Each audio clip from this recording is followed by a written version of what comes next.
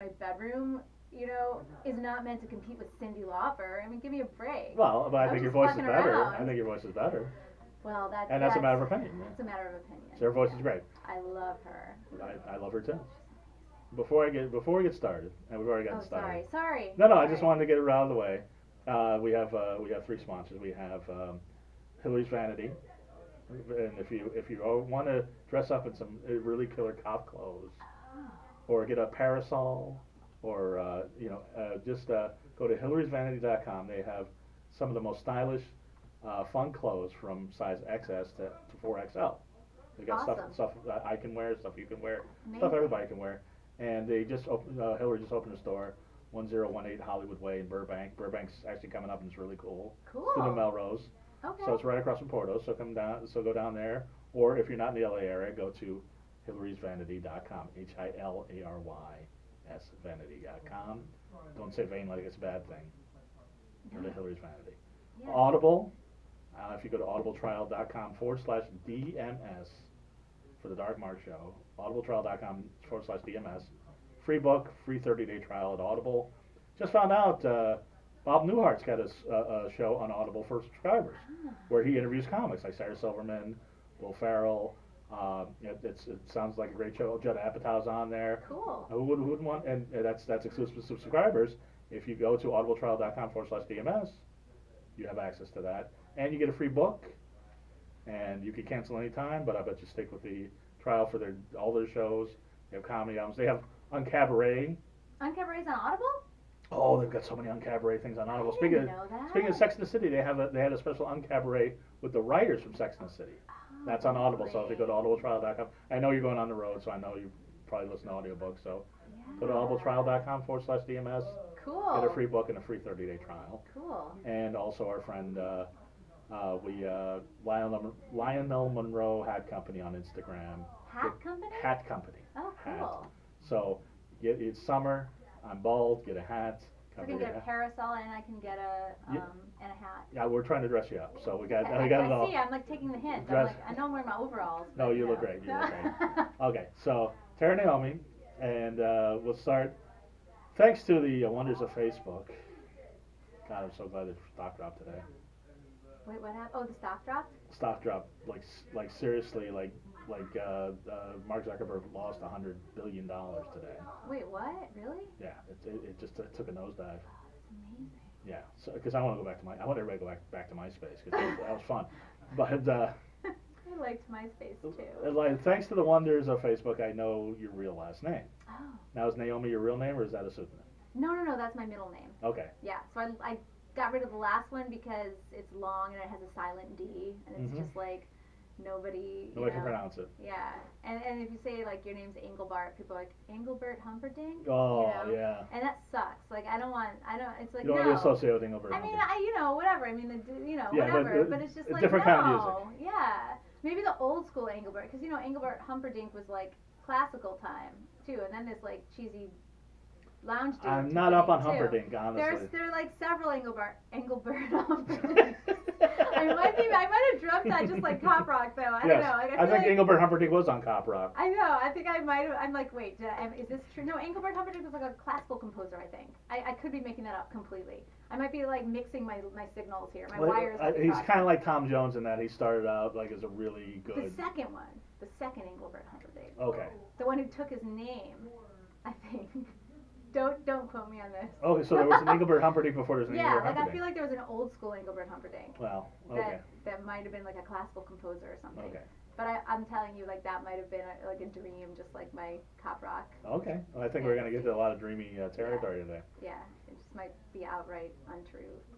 So you grew up in upstate New York. I did. On a farm. Yeah, for the first couple of years. Yeah, see, that's like me. I grew up. I was born in New York City, but we moved when I was like 3. So everybody's like, yeah. "Oh, you're from New York?" I'm like, "No, not You're really." Like, kind of not No. at all. So you're not really a farm girl. No. Yes. My parents grew weed. We weren't. Really? Yes. That explains a lot. They named me Earth.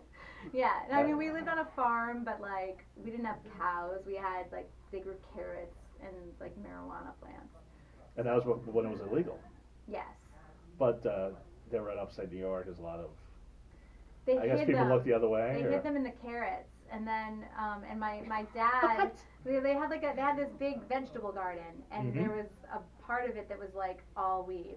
And my cousins, my dad, it's totally unnecessary bit of information, but like I always like to clarify. So like my dad is younger than his siblings by like 15 years. And so his nephews are actually closer to his age. So he would have his nephews, because otherwise that would sound kind of shady. Like his nephews came out to, but he and his nephews were very close in age. They're all, and so, right, so the three of them would the two of them, sorry, one of them was sort of conservative and one of them was a total hippie. And so they were twin brothers. And so his nephew, Brian, would come out to the farm and they were growing the weed out there. And, and one day, and my dad is really neurotic. He's like has a major anxiety disorder. Forever. And so here he is, he's like doing something illegal, and he panicked one night. He swore that he saw like men in black suits like walking around the perimeter of the farm. Wow. So he panicked and he went out and pulled out all the plants, like in the middle of the night. Like went out and just pulled them out. Don't tell me he smoked it all. No, he did. I don't even know what he did with it. Like, I mean, I think it just died or something. I don't know. Like my cousin came back and he said he was very upset. He came back to check on the weed. And it's just carrots. It's gone. It was like all pulled. My dad freaked out and panicked. Have a carrot. It's like that's not the same. You can't be like a successful drug grower if you're like gonna freak out all the time. You know what I mean? I didn't know your dad was Walter White. That's interesting. He's so not. I mean, that was his one experience. He's like a good Jewish boy. Yeah. And he just like decided he wanted to grow his own weed, and then he like, that was the problem. As good Jewish boys are wont to do. Right, and then also as good Jewish boys are very likely to do, like freak out and be like super neurotic. Right. He's like Woody Allen growing weed. Oh or yeah. Something. Yeah. He panicked, or like, I mean, my make dad sure there's enough that. water on there, No, like someone's gonna, he got nervous. He got nervous about police and like, I really doubt they were up there, checking in on Carl Engelbart's weed garden. I don't think so. Yeah. But he got scared. Unless it was it's a small town and sheriff's got nothing to do. I don't know. Maybe. I don't know. But what I heard, and maybe this is the weed, I don't know, but I think this may have something to do with the weed. But I heard that when you were an infant, you were singing. Yeah, I was. Yeah. How's that possible?